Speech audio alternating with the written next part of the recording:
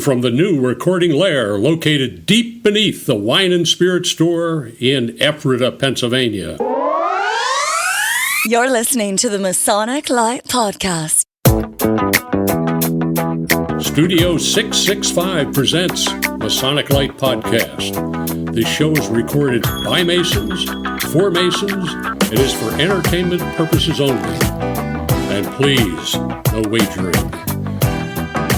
This podcast is not endorsed by any Grand Lodge, and the ridiculous ramblings of the hosts are their own. And now, here's your host.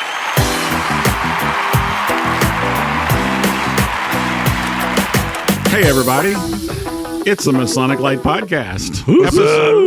Episode number 174. Oh, 174. Wow. There's like a pin or something for 175, right? There is. Don't we get a medallion? I think we get a medallion. 175 is my favorite number. There you go.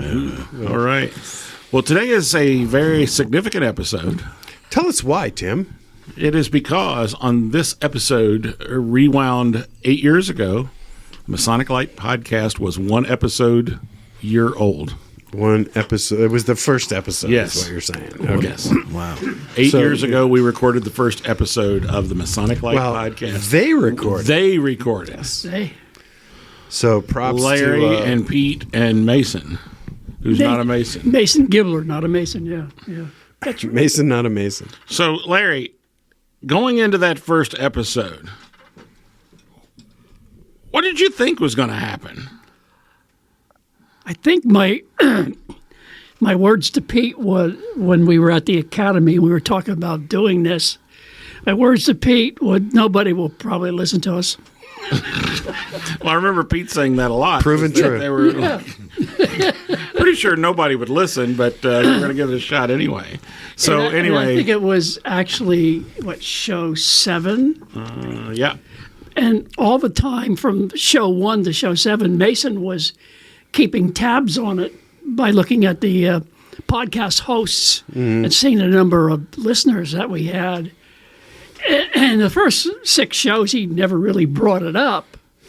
He kept just taking our money. We figured, what the heck? Mm-hmm. Yeah, he's going to do it. Why not? Yeah, because Pete and I paid for that at the beginning. And it's show 7, and I think it was Rodkey. Was it Rodkey? 7, I believe, was... No, I think I was 8. You were 8. So yeah, Rodkey, yes. Was Rodkey the was Reverend Doctor. 7. Yeah, he kicked it over. Yeah. That was there was some good talk going on there. And the thing with Chris Rodkey, he's a prolific professor at Lancaster Theological Seminary. Right. He's written 14 books, scholarly books. Yep. And he comes out with a coloring book, which is one of his best sellers ever. And Pete and I just had a hell of a time talking about his coloring book. Well, maybe we come back to that whole thing about... Wait, why are we here? Who's our sponsor? Well, what we're are going we to talk, talking about? but Larry's still talking. Okay. So. Yeah, but it was... Then we went in and you He's on a came. roll. You came in the 8th show, and Mason Gibbler told us our numbers are going through the roof. Right. That we have something here. So, anyway. Yes. So it really just goes to show, and then we'll get back to the intro. Goes to show that no matter how bad you are at something, if you stay at it long enough, you will eventually find that you have spent a lot of time doing it. Oh, So, okay. Good point. okay? I thought you were going to say... I mean, is that pretty... That works, right? I thought you were going to say absolutely, that works. You're going to be successful. You didn't go there. All right. No. Anyway. So happy birthday to us. And it's also, this would have been Pete's 55th birthday today. Yes, it would. Double nickels. So, double nickels.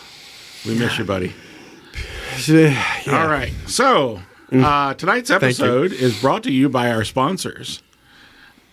Did you write them down? I did. So did I. So tell us who they are, you didn't. Larry. You digitized them. Hiram and Solomon Cigars. Okay. George J. Grove and Son. Scott Helm Electric. Yep. Intermezzo by Stephanie. And Two Pillars Apparel. Right. And another important group of people. Our Patreons. Yes, our patrons Actually, on Patreon. a tremendously important part. Tell us about them, Larry. I don't want to do that. Tim, why don't you handle that part? Hey, good job while it lasted there, buddy. All right. We do want to thank our patrons on Patreon. You too can be a Patreon supporter. for as little as $1 a month. $1 freaking dollar, people. $1. $1. Just $1. Go to patreon.com/Masonic Light Podcast. You can also find us on many social media outlets. Masonic Light Podcast at gmail.com. X and Threads at Masonic Light. Facebook, Instagram, etc. And we have a website, Masonic Light MasonicLight.com. So I have no idea what's going on. But in any case, in studio tonight, there is myself. There is Jack Harley. What? There is Larry Merris. There is Josh Lamberton. And Ricky Martini back for a command performance. Relic. So, we get these guys new headsets, and it's like a kindergartner with a new toy. Josh, we've lost all control here. So, Princess Leia, look. we need help. All right. Oh, my word. Larry, what have you been doing Masonically since we last gathered? Well, let's see. Goose and Gridiron. I do that all the time. I was in Shippensburg last night. Yes, you were. I attended the Scottish Rite Club in Shippensburg, Pennsylvania. Yeah, why were you there? Because no one else from the podcast could go. So I was the fourth pick. To do what? Josh was in Ohio. You were At preparing for today. Jack was Shrewsbury or something like that. So I mean, I was at Shrewsbury. You were at Shrewsbury. And to do what? To speak about Masonic Light Podcast. And how did that go? I think it went very well. That's what I hear. Yeah, it was good. And it was great seeing a lot of people that I knew. I think when you get to a certain point in Freemasonry, you get to know, especially as you've been around as long as I have, you get to know a lot of people. And when you go to a meeting somewhere, you see these people. And I was thinking on the way home last night, that's the beauty of being a Freemason and being in a fraternity with these guys, because no matter where you go, you feel like you know people and you feel comfortable. And that's overall the way I felt. Good. So All right, awesome. Yes. Jack, what have you been up to Masonically? I've been taking a picture of this whole microphone and They're so impressed table with our new arrangement. headsets. It is. We love it. It's high tech. It's very high tech. I came in previous weekend and just came through and tidied up the studio and cleaned up the junk drawer of the lodge, the basement, and just trying to make it a little more welcoming or whatever.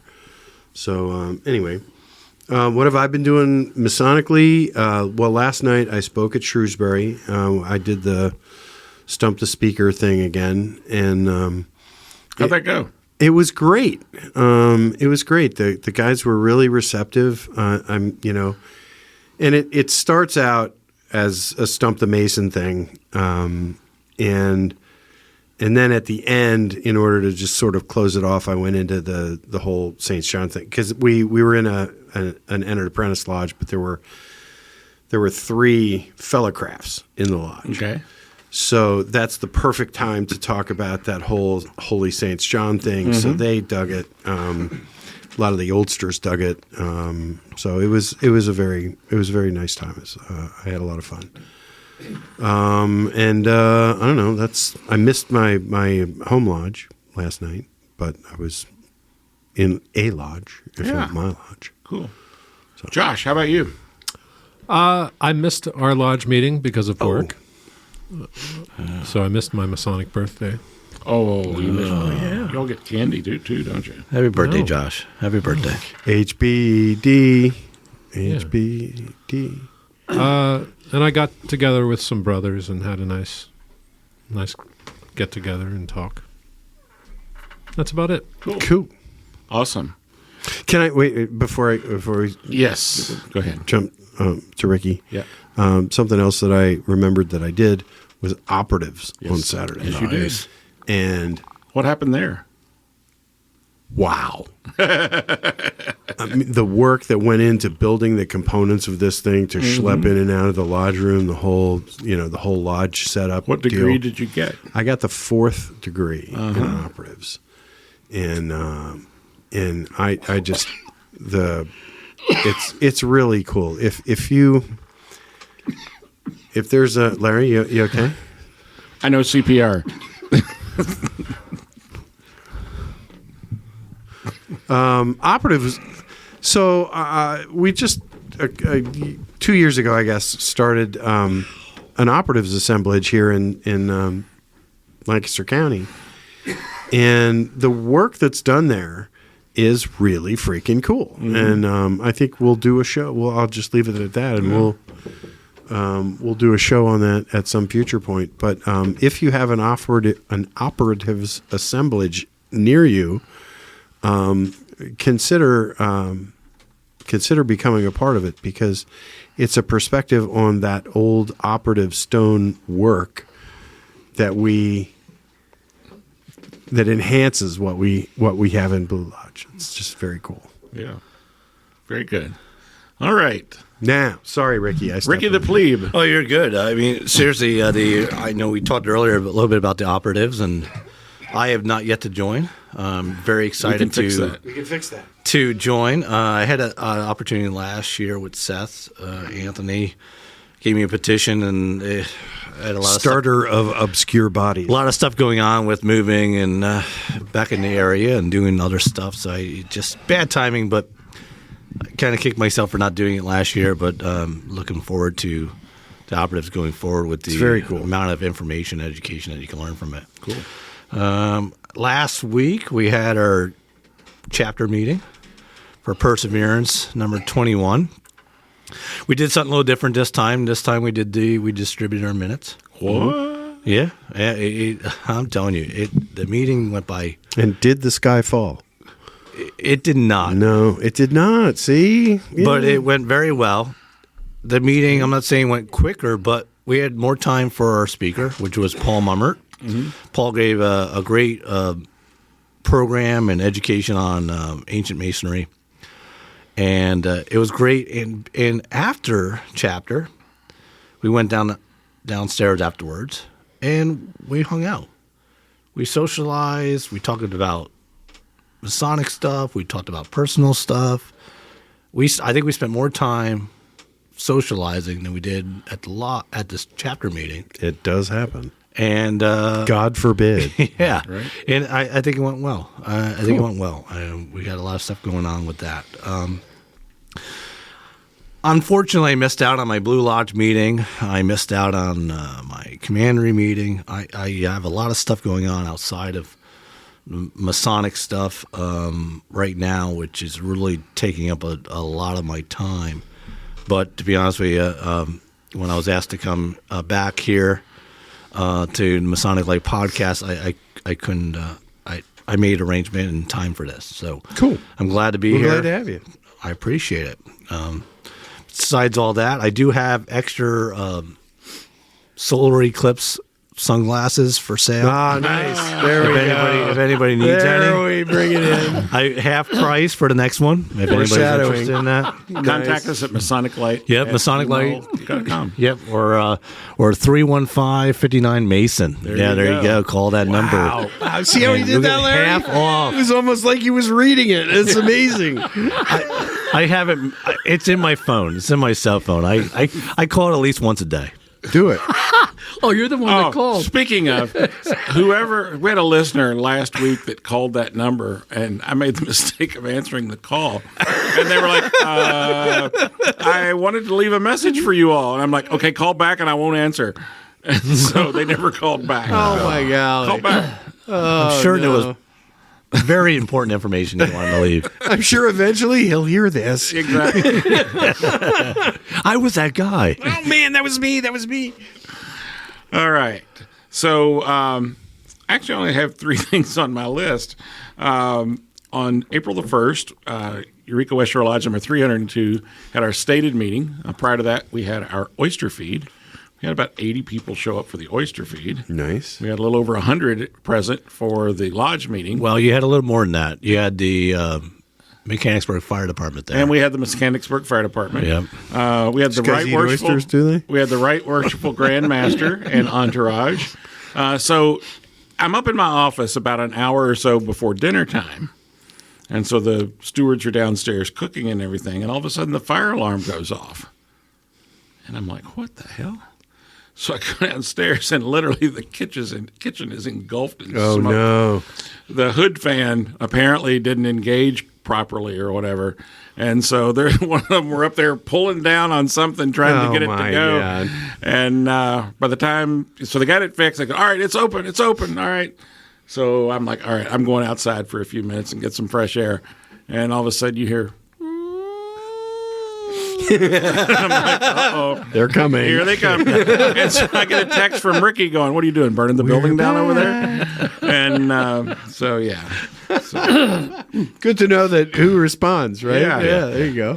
So that was on April 1st. On April the 6th, I was at the same operatives meeting that Jack was. And on April the 8th, which was Monday, Samuel C. Perkins Royal Arts Chapter had a meeting. Had a good meeting, had a conversation about establishment of goals for the coming year or so. Nice. And In which body was that? a chapter. Oh, good. Just And in between was probably working with, 67 lodges on their audits. Just a round number. Oh, my gosh. So anyway, and then there was last night. So, there you go. there it is. And I think it's a fitting end to that chapter, right? That you got all those lodge audits Yeah. doing what to you? Yeah. And then I got today. a colonoscopy. Yeah. I'm not sure which was I more wasn't painful. going to say what it was, but I'm not yeah. sure which was more painful, the prep for the colonoscopy or working with 67 lodges on their just look audits. at it this way: at least the procedure started and ended. True. The Good lodge point. audits, That's right. the calls never end. That's right. Yeah, we're on the way down here. Just and I get a remember, Tim, call. it all comes out in the end. That's right. It does all come out in the end. All right. We're going to take a quick break, and we're going to come back, and we're going to talk about something. I'm not sure what, but we'll find out in a minute. Stuff.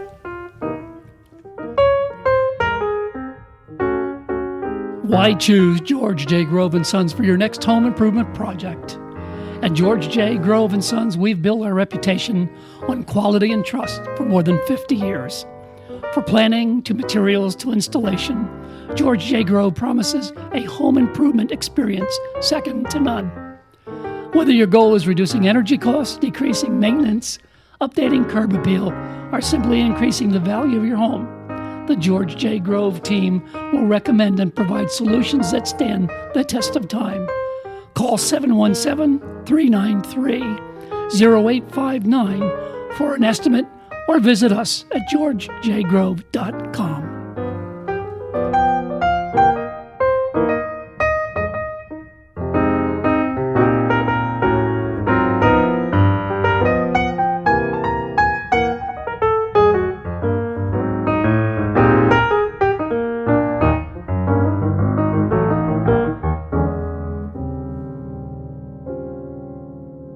And we're back. Yes, and we are. don't know where we are, and we don't really know where we're going tonight. We had a guest scheduled tonight, but for complicated reasons, it didn't work out. So tonight, it's just the five of us sitting around the table talking about Masonic stuff. So sometimes as these things go, we just the first thing we started talking about was operatives. And I'm okay going a little bit further with operatives because I think it's something that I think is going to be certainly spread around the country more than it has because it's just so freaking awesome. And Do we know how widespread it is across the country? Oh man, I want to say there's like 20 some assemblages in the U.S. or something like that. It's either 20 or 50 is what sticks. So, in my what mind. local appendant bodies would people relate to as operatives around here in PA? Well, I mean, there really isn't one. Operatives is its own thing. Right. It's available to any master mason, I believe. You have to Right. be in chapter. It's one of those. I think you have to be in chapter to be a member. Oh, I'm not 100% sure. I'm pretty sure. In any case, okay, we'll go with that. Yeah. More restricted you can make it, the better. But it's. I don't think if it compares to anything, it would be Blue Lodge, because it is the Stonemakers Guild. It was compiled by a fellow back in the 1870s or something like that, who had been an operative stonemason in the Stonemasons Guild in England. And then when they went to the new labor union system, the guilds collapsed and there was just nothing left of the guilds. So all of the history for the previous 600 years just ended when they made that conversion. And this guy looked back on it as a Freemason. He looked back on what he'd learned as an operative Mason, and he said, I can't let this ceremony just go away. So he collected a lot of the ritual work, and it's phenomenal. I mean, it's so different, and it's so focused on the builder's trade, right? It's like there's no the symbols are allegories. I don't know how to say this, but it's not like you look at a symbol and you think about a thing and then you think about an allegory. This is these people were laying rocks, and these are the things they were thinking about when they were laying rocks. As I've done programs in the past where like operatives is what the physical use of whatever they were doing. Right. Where speculative is more like, as in Blue Lodges, we use these tools for, more. Right. The philosophical for side. A philosophical reason right. for it. Yeah, absolutely. And the idea of an operatives assemblage, if look, whoever's listening to this, look around for it if it's happening near you and you're interested in, where did this come from? It's fascinating to see. It's unfortunate we can't talk about the rituals, but I'm in a couple of invitational things or whatever, and a couple of them are like League of Extraordinary Gentlemen. You're just you're just surrounded by terrific people. But in the operatives, it's you're in the quarry. You're on the job site, and you have to pace this thing off in order to make sure that it's this, and it's just a very cool vibe. Yeah, it seems very intriguing. It leaves me at an awe where I'm excited to want to join. Yeah. And be a part of it. And it's very cool. And our particular assemblage meets on what are we? Fifth Saturday. Every other fifth Saturday fifth Saturday. Unless it isn't. Unless it isn't. When the fifth Saturday falls on Memorial Day, it's not the fifth Saturday. Or the cookout of somebody that can't miss. We're trying to minimize that. So the official name of the organization is the Worshipful Society of Freemasons, Rough Masons, Wallers, Slaters, Paviors, Plasterers. Except it's not spelled that way. Plasterers. Yeah. And bricklayers. There you go. It was operative or guild masons were organized in England, and as they began to die off in around 926, some of these other organizations like this began to form, and it was not until like the 1800s, as you said, that they started to come over here. The qualifications are membership is restricted to regular Freemasons who are Master Masons, Mark Master Masons, and Royal Arch Masons in good standing. Okay, so good call. Yeah. And there are 7 degrees. The sixth is an honorary, and the seventh is like you have to be like the Grand High. Donate dude. $3 million to your local. I think it refers more to the office that you've held. Yeah, but it's in Pennsylvania. I think we have 2, one in Allentown and the one. I think there's a third. Is there a third one? Maybe out in Pittsburgh. I'm not 100% sure, but I think there's a third. Okay. But anyway, where's Seth when you need him? I don't know, but we reach. What is it, Larry? Now we it's like 400 trillion people on 3 planets. 6 planets. So somebody at their home lodge somewhere out of state is going to listen to this and think, an operative thing. That sounds pretty cool. Yeah, and if you have any information about operative masonry to help us educate ourselves, call 315-59-MASON. And 2 of us are members. And see if we hear from Seth. Tim will answer that phone call. Yeah. Or you can leave a message and he'll call back later. Anyway.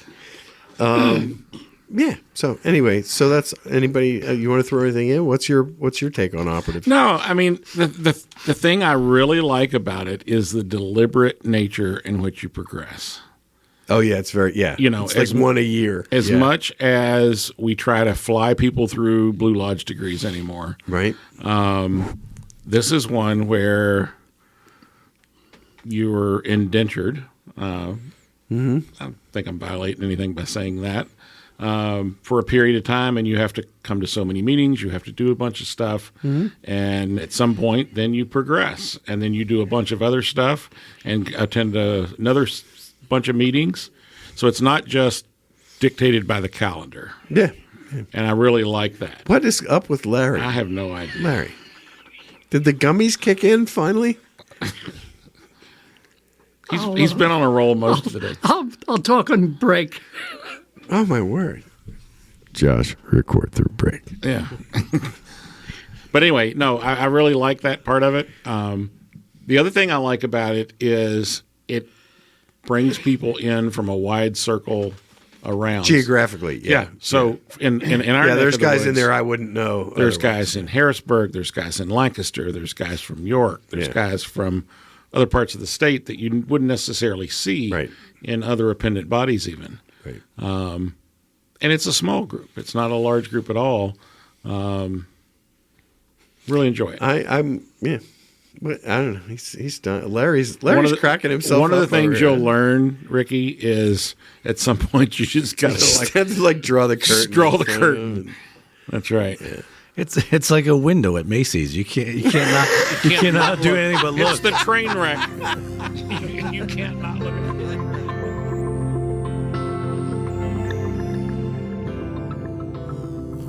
As far back as the mid-1800s, records exist describing the pre-meeting tradition of brethren smoking cigars during and after gatherings.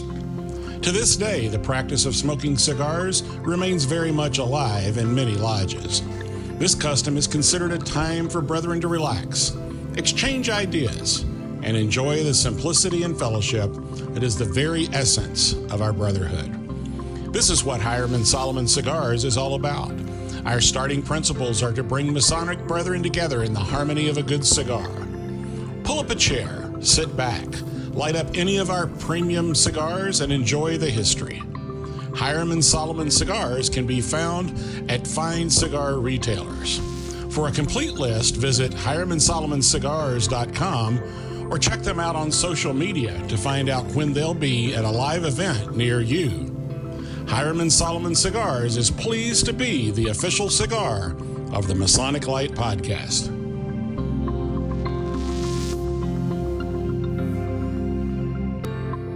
And we're back. Larry has returned from whence he came. Being divested. He's being reinvested with that which he was divested earlier. Good job, Larry. And good job. So, one of the things... I've been able to visit many lodges across the state, as I know many of you all have too. And it occurred to me that one of the things we might want to talk about is being more intentional, particularly if you're not used to having visitors come, for preparing for when that visitor walks in. You mean people visit Blue Lodges? Yeah, imagine that. Yes. What? So... Smart people do. Yeah. So, Ricky, what in your lodge? What happens when somebody visits? Well, when we have visitors at our lodge, at our Blue Lodge, usually our senior and junior warden will be the ones that greet everyone, every member, every visitor. If they're visiting from another lodge, they'll get their visitor pass that they fill out their slip, and they'll review it. If they need to be examined because someone doesn't know them, then, we'll put them in the examining room and go through that ritual. But for the most part, it's to make them feel part of the lodge. I mean, they're part of the family. If they're visiting, it's an experience. Just like as if you were to go to a concert and see a band play or go to Disneyland, you're paying money to go for the entertainment for the purposes of being with people. Blue Lodge, same way. Exactly. One of the things that I'm not sure how it started. It just kind of organically began, but it's similar to what you described. Before the master calls the officers to order, other than myself setting up at the secretary's desk, collecting checks and, answering questions, and same thing with the treasurer and the master getting his stuff together, everybody else in the lodge that's in a chair is moving about the lodge, greeting people. When you come in, if you shake hands with fewer than 8 people, then we've kind of failed. Now, when I was properly greet you. When I was a worshipful master, which was not that long ago, sometimes I would run close to starting time because I would go around the lodge and I would greet everyone and talk to everyone. And sometimes conversations would go a little longer than necessary, but you know what? That's what I'm there for. Well, I'm there to talk to them and communicate with them. And the last time I went to a stadium meeting, which is a little bit ago because I've been busy here, but it was earlier in the year. And I remember the junior warden being asked, is everyone here a Master Mason? And he looks around the room and he tells the worshipful master that everyone is. Afterwards, I told him, I said, you don't need to look around the room because you should greet everyone and know before the lodge starts that everyone there is a Master Mason or fellow craft, wherever degree you're opening the lodge in, that you are 100% sure that everyone there is a Master Mason. That was one of the first things that I experienced because, culturally, I'm going to admit, we're in the middle of Pennsylvania Dutch country, right? And while the Pennsylvania Dutch in general would give you the shirt off their back, they just won't say hello, right? They just don't. There's something culturally here, and maybe it's me, maybe I have like a force field or something, but overall, we don't like people. It's a real. It's not even that. It's and I don't even want to say it's the German heritage because it's just not. It's just like everybody who's here has been here for 6 generations. And there's no need for anyone new, and there's no, I know what I know, and that's what I know, and that's fine. I give you that. But when you walk into a lodge room, if the people in the lodge room don't know you, you should be made the most important person at the meeting. Right. Agreed. That's how you that's how you just extend brotherly love. But. To look at the guy and say, I don't know that guy, and talk to who's that person? Who's over there? Who's that? That's terrible. That's absolutely the opposite of what Masonry should be. So, the lodges that welcome people like that, I commend you. It's so easy. You just do it. Just go say hi. I know when I visit lodges, which I like to do a lot because I like to see how they do things, either whether it's in Pennsylvania or other states. I'll wear their regular lodge apron. I don't like. Oh no! I earned my past master. Yeah, apron. I'm wearing my apron. Damn it! I think the only time I wear my past master's apron is if I'm conferring a degree and I don't want to switch aprons. So then I'll put it on just for my convenience. Sacrilege. Oh. If you are a regional instructor, please rewind and delete this portion of the project. Thank you. But besides that, I'm there to see what they do. It has nothing to do with me. I'm there for their experience of what they do. That's why I go to there. But in retrospect, when a visitor comes to your lodge from a different state, different region, or district, you need to make them your top priority. Agree. Because that's an experience. You want them to come back. They're going to talk to other members of their lodge saying, hey, I was in the Harrisburg Snyder Lodge number 629. Oh, my God, the masters, the officers there were great. They came over to me. They were talking to me. We went downstairs afterwards and socialized and hung out. Those are memories, and that's stuff they don't forget. That's one of the reasons you travel is to experience. But that. in hindsight, people will also remember more, especially the bad visits. Yeah. Which we try not to tend that way, but unfortunately, there's instances or stories that I've heard in the past from brethren that they go and visit a lodge and nobody talks to them. Yeah. And usually that occurs like after the meeting when somebody goes, "Are you new?" "No, I'm visiting from such and such." "Oh, okay. Well, glad you could come tonight." But I mean, like you said, that should occur when you walk in the door. Really. Yep. How are the Phillies doing? I'm not. He's playing Candy Crush. I was looking up a historical fact. I'm sorry. Okay. So do you think that not only affects Blue Lodge but other appendant bodies? It pertains Oh, I do. to I mean, I this. think it's important for any organization. We're here to talk about Freemasonry, but it doesn't matter what organization it is. If you have guests, you should make them feel welcome. I mean, how hard is that? Yeah. Why does that need to be taught? Right. It should be the core of who we are. You know, you're a brother from somewhere else. Let's get to know you. But it is uncomfortable sometimes. I mean, guys, not everybody's brought up that way, and it's cultural to a large degree. But I remember walking through the lodge the first time I came through the door after I had the one-day class thing somewhere else. I walked into the lodge and I just found some old guy on the side, and I went over and I stuck out my hand and I said, "Hi, my name's Jack." And he grabbed me by the hand and he said, "What is this?" And I said, "A grip?" He said, "All right then." That was as far as it got. It was Good. like done. Yeah, Okay. At that point, you know. Great icebreaker. Yeah, right. But it's not that hard to make people feel welcome. And like dinners before the meetings, if there's a table that's all tuxedos facing in, you're missing the point. You know, open that up and Spread out a little bit. I don't want to say like everybody spread out and one tuxedo at every table, and no, that's whatever. But for crying out loud, don't sit with your back to everybody. You know, I mean that's turn around, be inviting.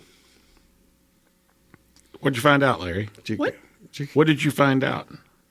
Caesar Rodney Who? Go on. was a delegate. Was a delegate. Sit down, John. Yes. Yes. Delaware. Yeah. Amazing. Courteously. Brother. Yeah. New York abstains courteously. Well, we were talking about visiting other lodges. Carol and I owned a. Rodney, what the? We owned a place in Lewis, Delaware, and there was a beautiful old lodge in downtown Lewis. Yes, there is. And Caesar Rodney used to visit there. His family lived in that area. Oh, really? I think he was from the Dover area or something like that, but his family, and they went to that lodge. And I always wanted to go visit that I lodge. have never been in it. I've walked past it 100 times. Yeah, exactly. And we were always down there on weekends, and consequently, they, never made it to a meeting. But I understand. So Lewis Delaware Lodge, put out a sign someday and say, "Open house, come on in." Yes. And we'll be there. Yes. We'll do a show from there. Yeah, we would. All right. Yeah. So let's hear it. All right, Lewis Delaware, reach out. Anyway. So speaking of guests, and back to the operatives conversation a moment ago. Yeah. We got to that point where you were moving on to the next degree, and some of us weren't able to stay in the room. See ya. And so we took advantage of it to extend Masonic Fellowship in front of the Lancaster Masonic Center by enjoying a nice Hiram Solomon cigar. The Brotherhood of the Leaf. That's right.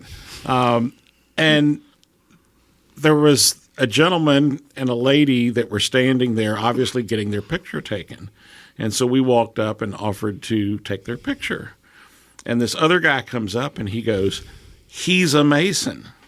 Oh, that's great. They were standing by the big sign. They were standing by the big sign. And he goes, "He's from Brazil." So the language barrier was nothing we were going to overcome standing there. Yeah. But so we took his picture, and then he wanted a picture with us standing with him. And so we talked a little bit, and then about that time. Give him one of your Masonic Light Podcast trading cards. I did. We should do those. Oh, we should. Did you ever hear Tom Jackson talk about what they pay to be a Mason in Brazil? Yeah. It's astounding. Yes. Yeah. Big bucks. Yep, exactly. And a huge investment in time. Yep. Yeah. So I think to summarize, if you don't have some intentionality around your visiting of guests, please. That's a good term for it. Intentionality. I mean, when you walk through the door, you should, everybody should have the same mindset. If there's a new face here, I want to know who it is. Yep. And I want to make him feel comfortable. And that's a great attitude to address anybody that's new coming into your lodge. Absolutely. Yeah, whether it's a guest or even just a new brethren. Yeah, or somebody that's been there a couple of times and keeps coming back occasionally. Yeah, or a new Mason. Yeah, newly raised. Yeah. So, Larry, what the heck? I learned a new word, intentionality. I didn't think it was a word, and I looked it up. It is. Oh, were you going to call him out? No, I was. Oh, you were, weren't you? He was going to. You were going to call out Tim. Oh, man. Skunked. How can you call out the... Just in case I get that word in Scrabble, I wanted to make sure it was legitimate. The Tim Dedman? No way. Mic drop. Oh, my word. All right. We're going to be throwing here in a minute. Did I ever tell you the incident I had with Tim at Aaron Council? No, this was funny. Yeah, this was fun. So we both got initiated in the Aaron Council at the same time, same day. And we went through our degrees, which is outstanding. There were like 10 of us or something. But anybody that's never gone through an Aaron Council, the degrees are spectacular. The information and the ritual is fantastic. And afterwards, they told us to go in a row and stand up and throw us the sign and, basically talk about ourselves or thank everyone or wherever you wanted to say. So it was my turn to stand up, and I start talking, and they're like, the sign, you got to throw the sign. So I was like, oh, God, can I mess this up? I'm like, so I throw the sign, I go, my name is Tim Dedman.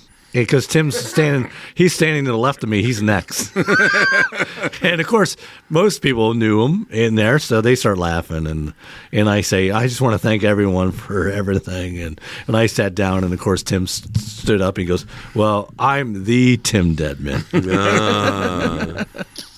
That story, the title of the Tim Dedman actually precedes that event by about a year and a half.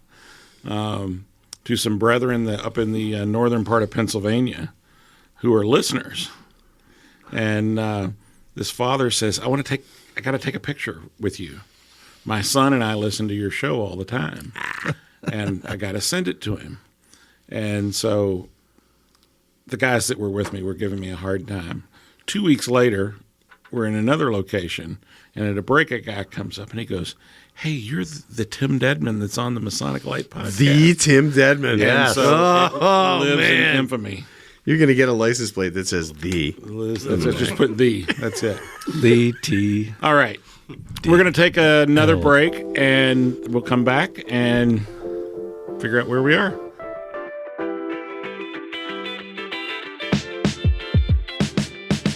Looking for a way to show your Masonic pride and affiliation, but also want to have a relaxed look? Two Pillars Apparel is a Masonic-owned company that incorporates sports apparel with Freemasonry. Check out their current lines from Blue Lodge, as well as the appendant bodies York and Scottish Rite. Two Pillars Apparel is always adding new designs and items. Check in today to get a baseball or hockey jersey, or one of their new Scottish Rite lapel pins or hoodies. Two Pillars Apparel works for lodge social functions or going to the game. Visit them at twopillarapparel.com. That's TWO, pillarsapparel.com.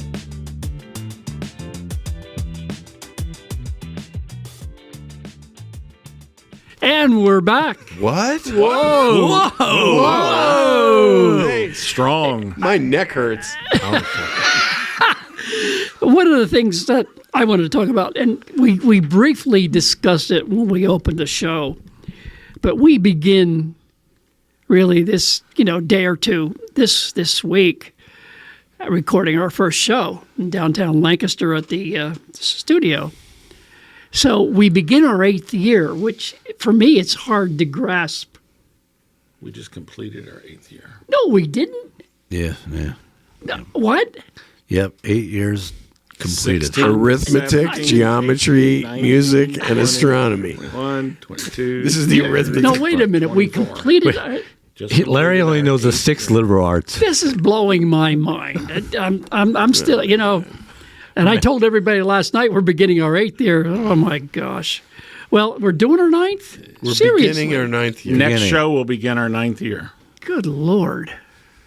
Next show. So that would make this the last episode of our 8th year. 8th year. Did you hear how everybody got it at the same time? Yeah, there you go. Now this is unexpected because I apparently in another dimension or another parallel or whatever the heck. But anyway, how's our ratings? Wanted to talk about the fact that because we're celebrating being around as long as we have been, talking about some of the older shows, and you guys are going to have to help me here because being an older gentleman, my mind doesn't function the way it used to when I was like 30 and 40. Did it ever, though? Lots of things don't function that well anymore, but beside the point.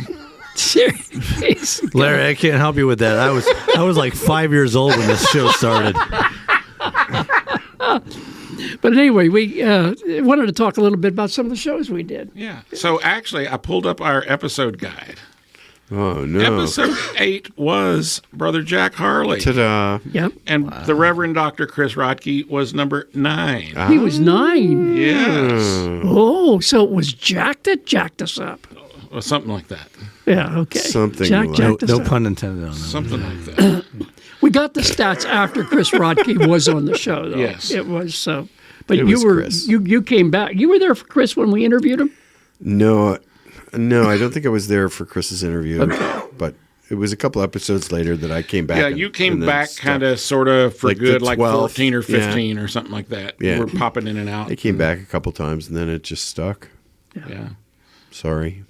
Yeah, it was. No reason to be sorry. It's glad to have you here.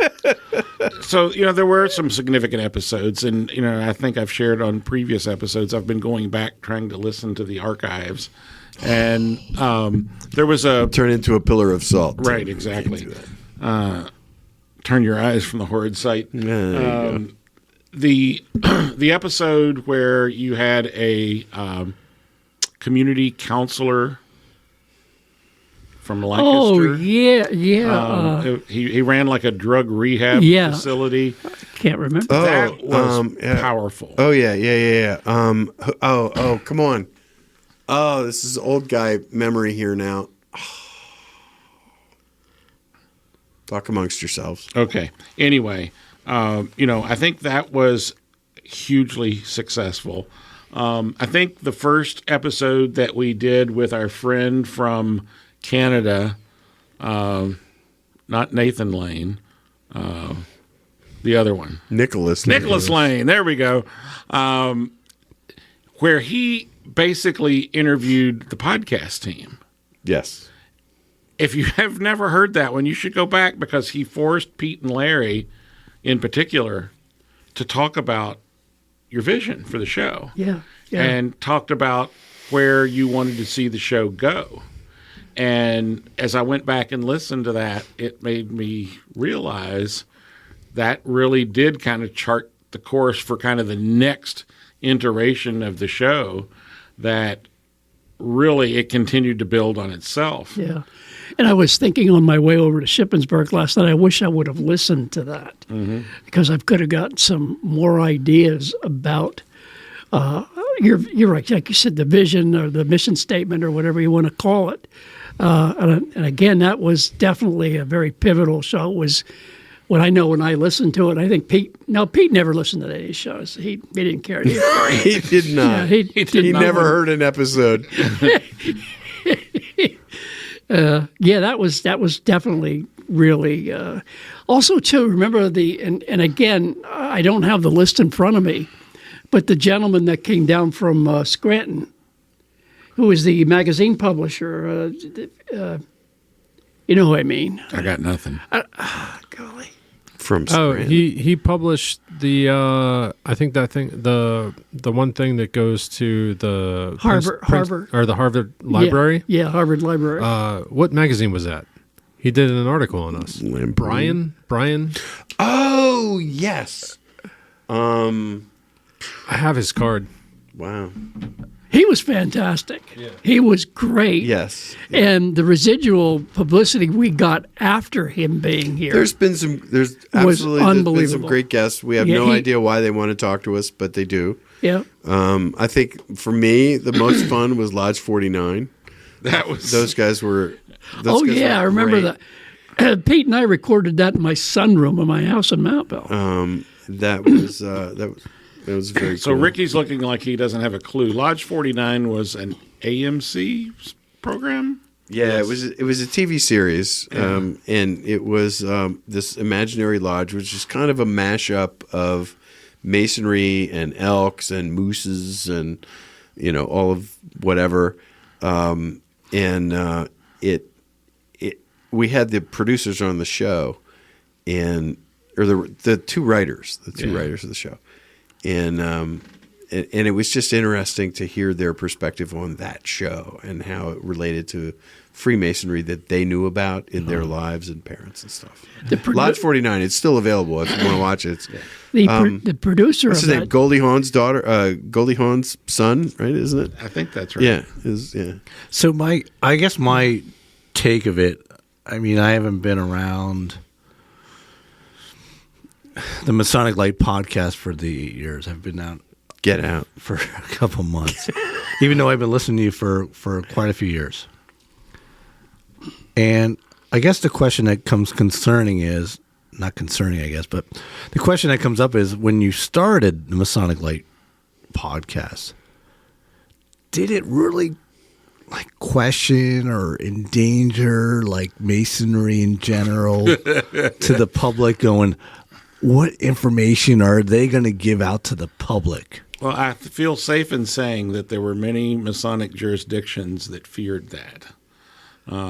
I think there was a lot of... Including Pennsylvania. Well, yeah. Let's not pretend that didn't... That's what I mean. Can't blame them. There was some pucker factor going on there about what are these lunatics going to do? And really, it wasn't until Right Worshipful Grand Master S. Eugene Harrett came in here of his own free will and accord, apart from... Was it really, though? It really was. I mean, it was, other than Larry standing up in front of a lodge of research and inviting him. But but the fact I think it really did kind of peel back the glass a little bit for Grand Lodge, and it opened the doors. Let's just put it that way. It opened the doors for us to have others on as guests that otherwise maybe would have thought twice or thought again about it and maybe hadn't accepted our invites before then.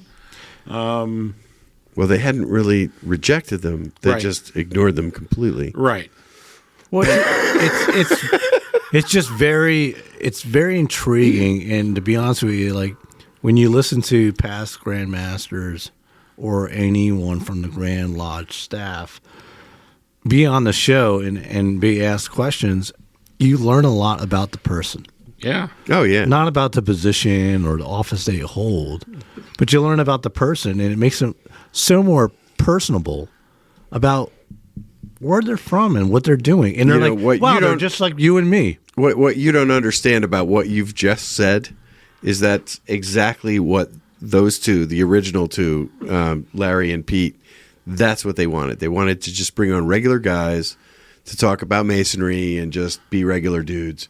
And to hear you say that that's still working. It is. That's great. It's a phenomenal that they created, and it's something that's, well, if you keep me on this show, maybe it won't last, but for others that are a lot smarter than me, it's very intuitive about the members of lodges and different components of Masonry in Pennsylvania that we interview on a bi-monthly program here, and learn about their personable stuff and how it directs them to be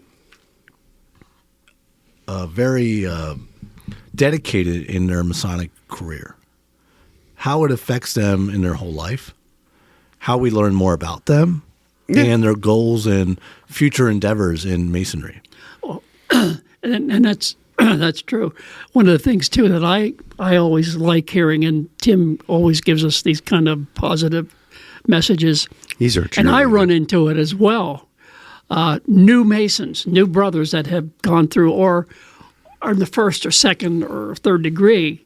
They're younger guys. They come up to me, they come up to Tim, and they say, "Thanks for doing what you do, because I learned more from you than I am learning in lodge."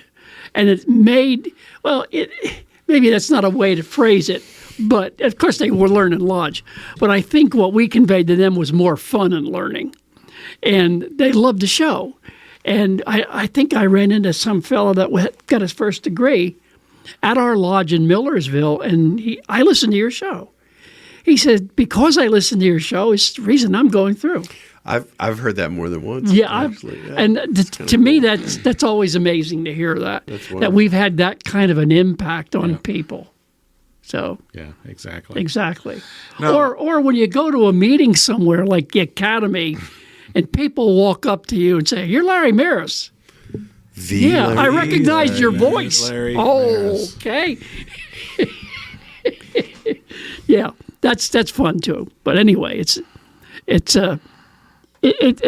never fails to amaze me. Last night, I asked, there were about 35, I think, brothers there at the Scottish Rite meeting last night. I asked how many people listened to our show. Almost half of them did. And what was the average age in that room? The average age in that room, I'd have to say, was probably 75. Hiya! Yeah. No, I'm serious, and I knew that, but that's what I'm saying. That's an interesting statistic. We think that this is only for the new young guys. No. Yeah. That audience is growing leaps and bounds. Oh, here's another data point. They're learning how to find a podcast. Yes, another data point. Of all those people who listen, most of them are officers in one form of body or another. Yeah, that tends to be the people who have it in their lives. Yeah, the people that are thinking it all. And the our time. junior, our Right Worshipful Junior Grand, Right Worshipful. That's right. Junior Grand Warden listens to the show as well. Yes. Yes. He does. Actually, most of the line does. Yeah, most of the line does. They don't absolutely. tell each other that they do, but they do. We know they do. So we it was know you do. very- and of course, there were some people that wanted to know, how do I listen to the podcast? And I gave them that information. But it was amazing to see that many people put their hand up and say, we listen. It's wonderful. It is. That's kind of inroads are made. And that's very satisfying for me. The thing about this show, and when I've been asked to describe the show, and it really is, for me, it is getting together with some of my best friends and talking about something or talking to someone else. And sometimes we never know where the conversation is going to go. It's like tonight. We had a guest that couldn't come at the last minute, and we're just going to have a show with us. We didn't walk in here with an agenda. You could probably tell. The fact that the missing guest tonight is an esotericist would imply that there is some deeper meaning for the reason why he's not here today. That's right. So that we can have this conversation right now. I'm sorry. I can't So do would that. this be a good question to ask you guys, since you've been here a while? Well, go ahead and we'll tell you. if I was to go and ask each one of you, like, who was the most shocking or intriguing guest that you interviewed? We'll do that. Jack. Well, the list could be endless. But No. I have one, and you guys all know who it is. It's Earl Fontenelle, who is the host of the Masonic or of the SHWEP, the Secret History of Western Esotericism podcast. And I would say that more than anyone, Earl Fontenelle affected my understanding of like philosophy. Episode 87. Yeah. What do you talk about? He it's not as much what he talked about because I didn't really the arc of the conversation wasn't really well done.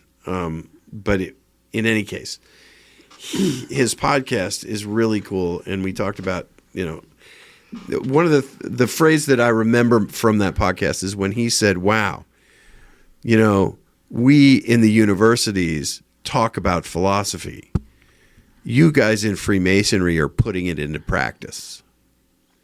And I thought, okay, sure, I'll take that. Yeah, that's give me a medal and I'll keep going. That's exactly correct. That's we're the feet on the street, and so that was a good memory from that episode. So that for me is the one.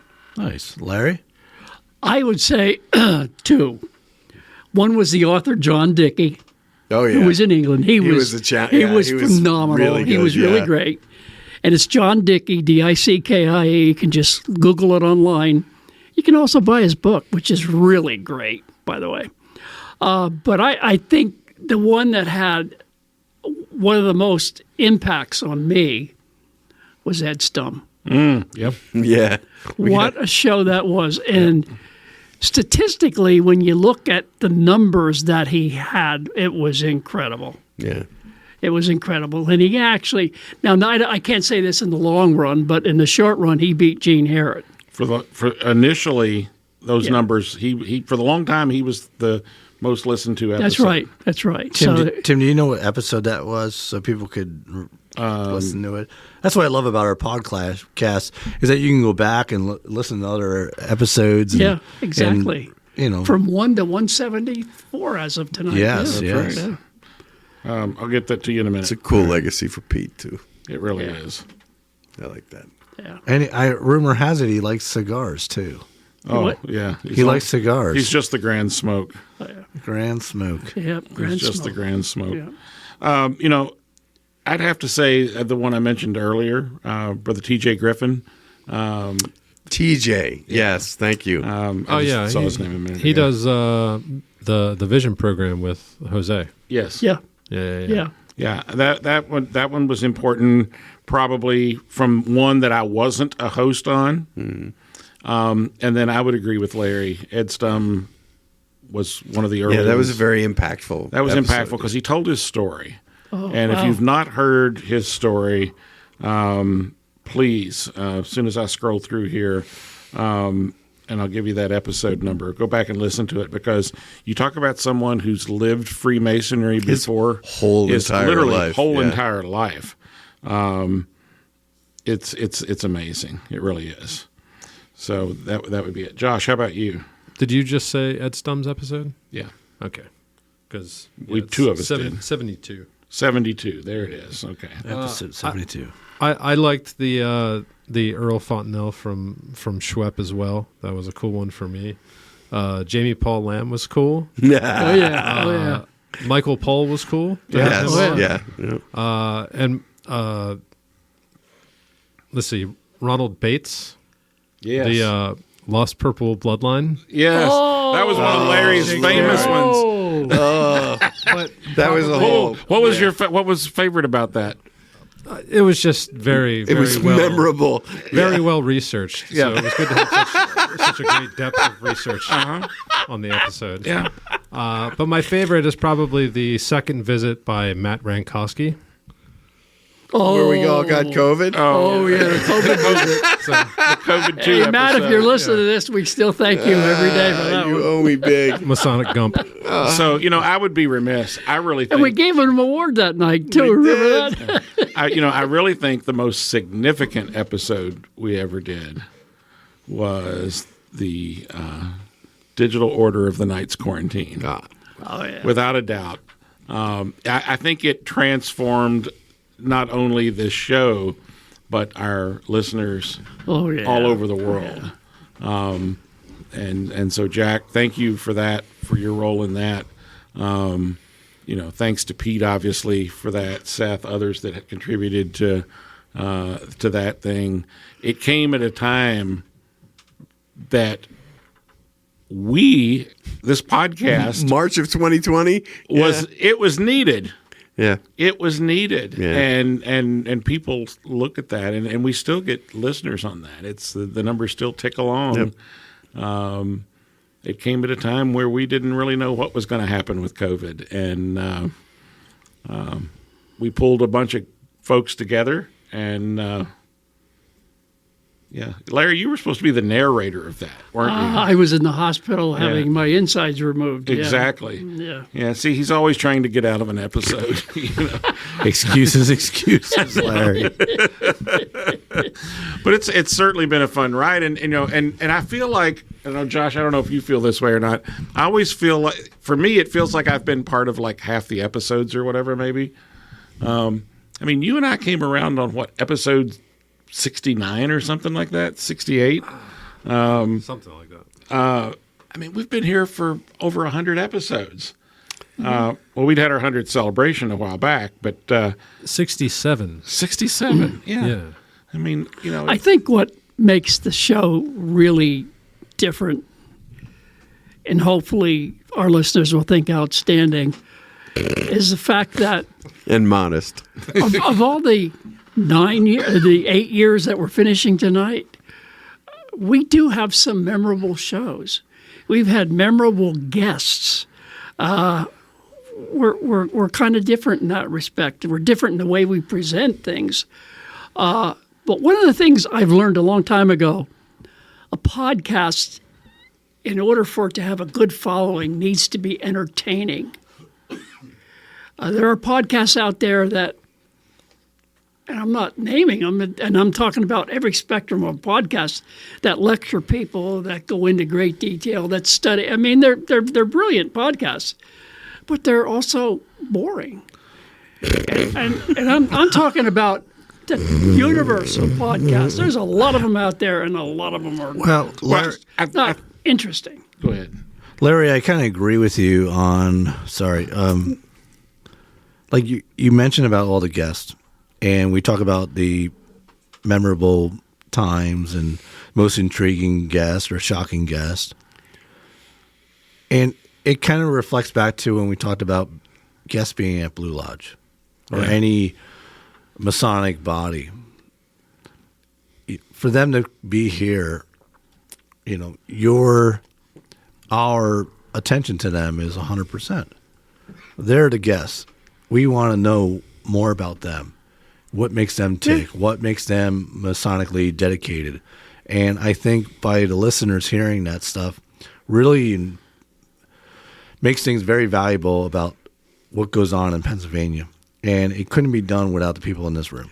Well, I like to think, we do, since we are in Pennsylvania, know what goes on in Pennsylvania, but I think we have a tremendously broad audience in other countries and throughout the United States that can identify what we're doing with their lodges and their grand lodges and so forth.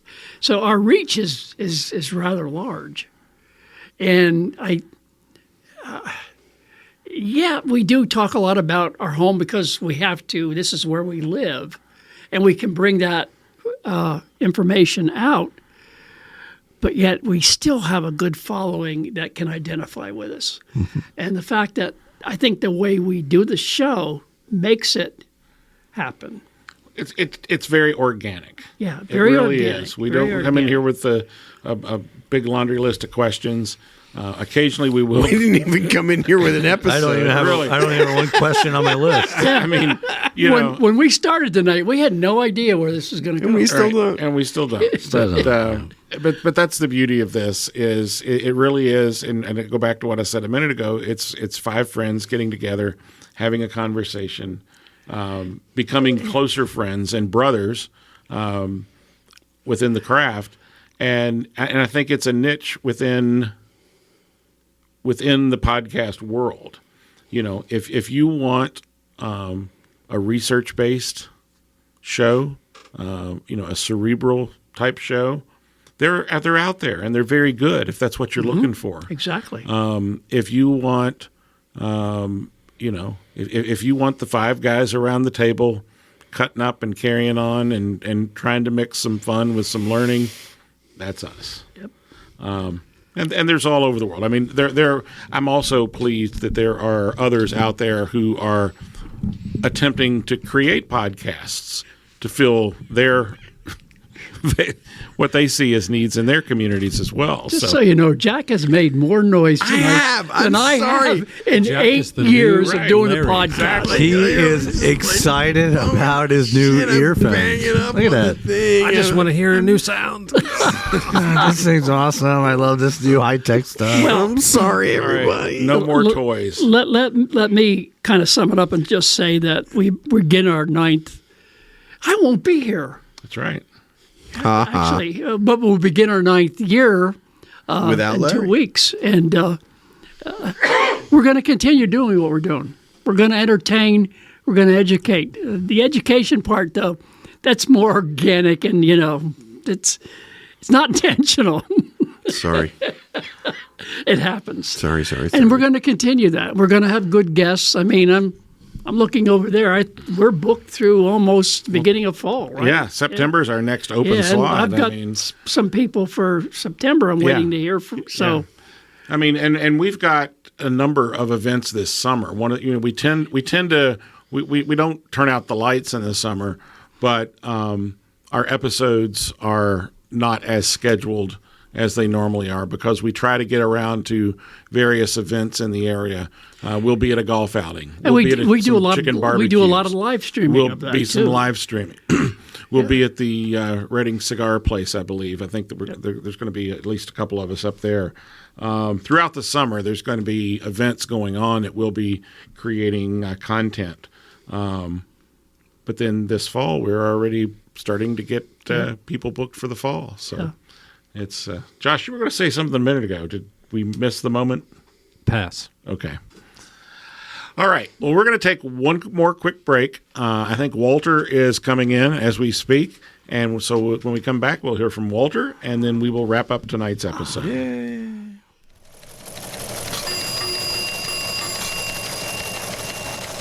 In Masonic news today, due to the recent solar eclipse, lodges around the country have begun to remove one of the 3 lesser lights. Said Grandmaster Hoositz of the Grand Lodge of Central Arkansas, well, we're changing the ritual to say, as the sun opens the day and the moon just gets in the damn way. That's the Masonic news. So mote it was. Crickets. Chirp. No, can't all be home runs. Sorry. Well, go back to the last episode. What happens in Arkansas stays in Arkansas. Right, exactly. So Jack, you had some comments on our Face Slam page thingy. Flipbook. Yeah, hoping you were praying for cloudy days. Oh, I wanted a monsoon. Yeah, I just wanted the whole thing to be a total wipeout because, and it cracks me up. And I'm sorry if this offends you or if you are the subject of this next comment, but there were people that booked hotel rooms in Texas and Oklahoma 3 years ago, looking forward to this solar eclipse. Yeah, think that through. All right, a 100% weather dependent event. And you booked a hotel 3 years ago in the highest probability of clear skies in the country historically, right? Rained like a mother hugger for the whole day. I just think you just man plans, God laughs, right? I mean, that's Josh, the rule. I think we should cancel our flight reservations to Spain for 2027. For 2027. Yeah, you convinced me, Joe.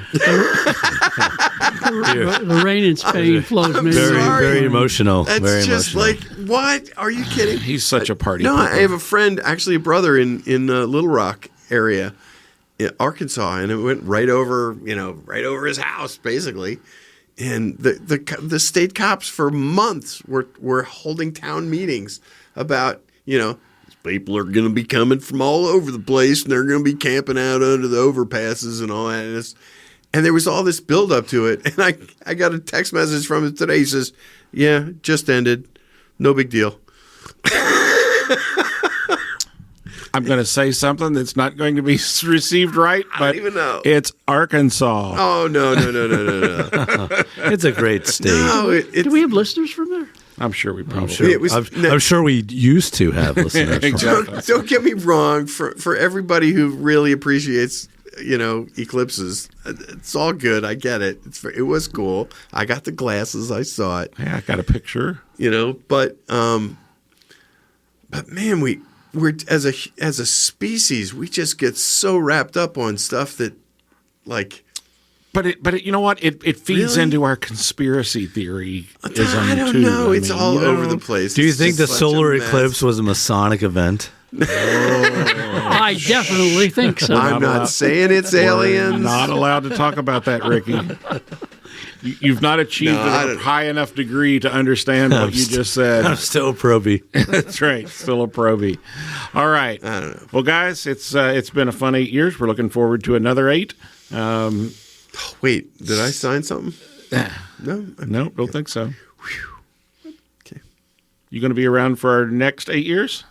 Hopefully. Good. Yeah. All right. Good. Hope the hell I can remember my name, but I was going to say, we may need a chairlift to get Larry down the Marsha Johnson. Your name is Marsha Johnson. That's right. All right. So what we got coming up Masonically between now and the next time we record? Josh, I'm going to go to you. I don't think I have anything really, do I? Okay. Maybe. Okay. Trying real hard. All right, we'll come back to you. Ricky, how about you? How about put out a show on Monday? Well, this coming Friday, we have this Harrisburg Scottish Rite stated meeting. Mm-hmm. So I will be attending that as an officer of the Princes of Jerusalem. April 15th, which is Monday, we have Council's number 7 stated meeting. Yes, we do. And you get to have the pleasure of meeting our new thrice illustrious master, the Tim Deadman. Also known as Tim Tim. I didn't know that. By him. And my favorite of all events this coming up is the last Sunday, I believe, of the month is Uber Grotto. Ubar Grotto. Yep. Ubar is the Uber Grotto. Yes, there you go. See what you did there. If I have enough drinks there, I'm going to ask for Uber. Yeah, there you go. That's a good idea. From the Ubar. And the very best Uber is the Uber Ubar Grotto. Uber. Yeah. That's our ceremonial too. Yeah, I'm very I'm anxious but nervous. Which should be. Which I think I'm missing. Because I saw Larry with the sword last time. Really? You're missing it? I believe I am. Larry had the sword last time, and that was very Scimitar. Yeah. The Ubaratar. What? Oh, Ubaratar, okay. Yeah. Yes, I will be in Punta Cana. Ubaratar, did you say? Ubaratar. No, he's Larry. Larry said it? Ubar. Were you from Iowa? What? All right, back in line. Come on, boys. Come on. Dad! Jack, what do you got going on? He's picking on me. What do I have going on Masonically speaking?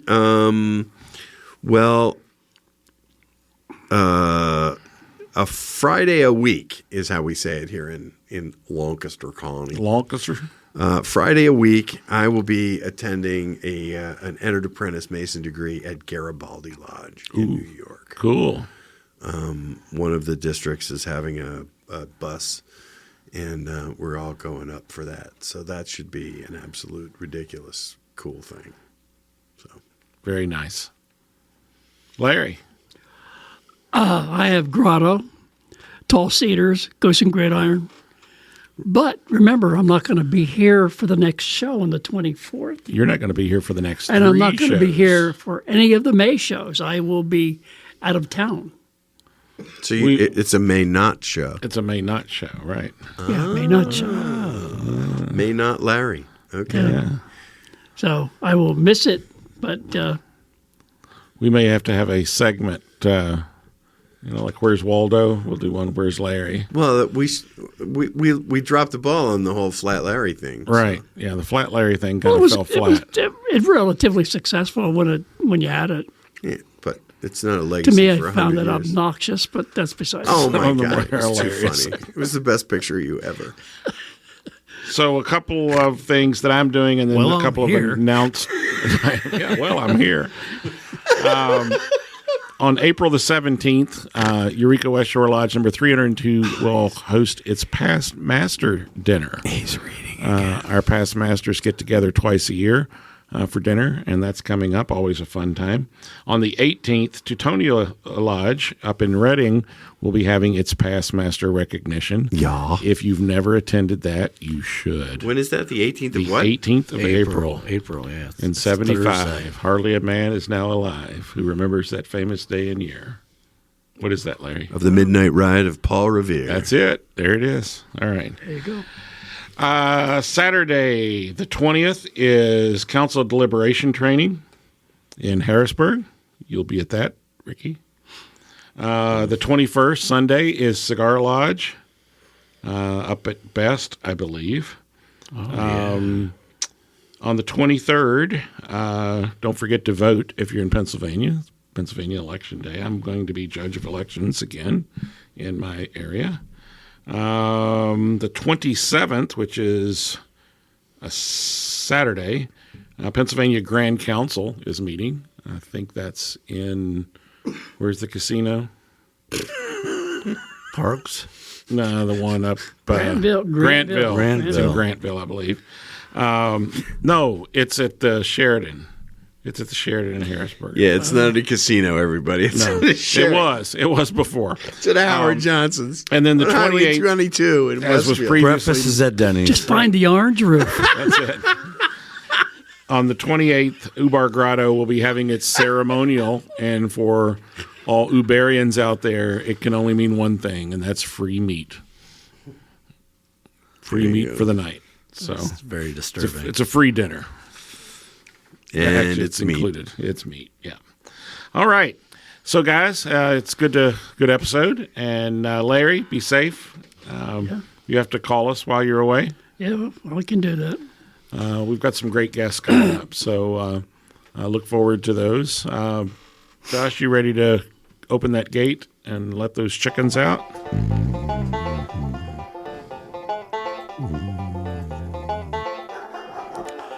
Special thanks to Upper Lodge 665 for allowing us to continue and begin our 9th year of broadcasting from beautiful downtown Ephrata.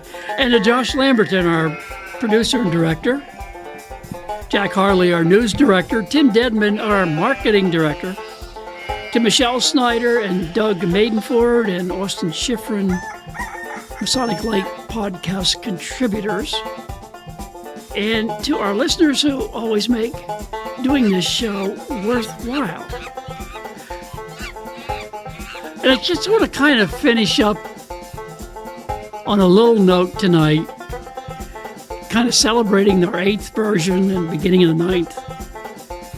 And this is for me.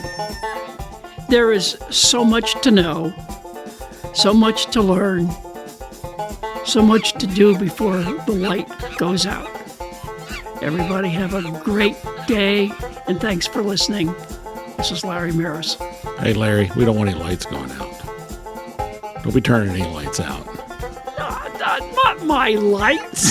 Jeez. I'm sure the lodge paid their Just electric being bill. philosophical at the end of the 8th, the beginning of the night. Oh, okay. Well, Do thank your you. thing Thank before you. the lights go out. All right. This is Tim. Thank you.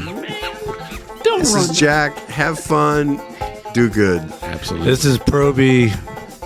God bless everyone. We call you Probe.